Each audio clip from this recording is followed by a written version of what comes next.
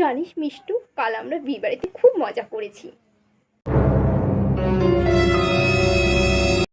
Class 11-তে তোর খুব ডানা গজিয়েছে নাকি?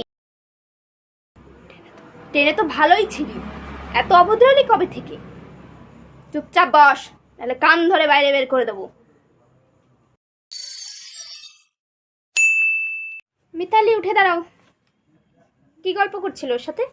ম্যাম, আমি ওকে জিজ্ঞাসা করছিলাম ওর পড়া হয়েছে কিনা। ও তাই? তা তোমার পড়া হয়েছে তো? তাহলে বলো।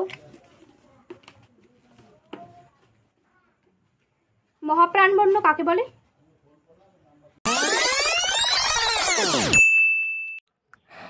এই শাকচুন্নিগুলো বেছে বেছে আমাকেই প্রশ্ন করছে।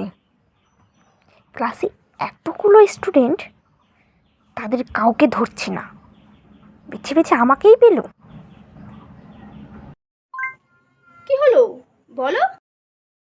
জানি আজকেও তোমার পড়া হয়নি, এটা তো তোমার নিত্যদিনের ব্যাপার হয়ে উঠেছে।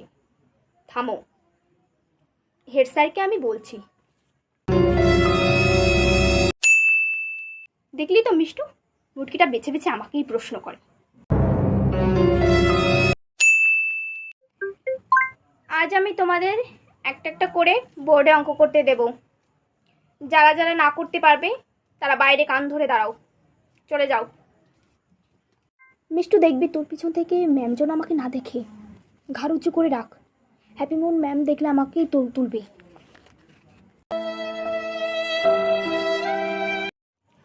কাকে দিয়ে শুরু করা যায়?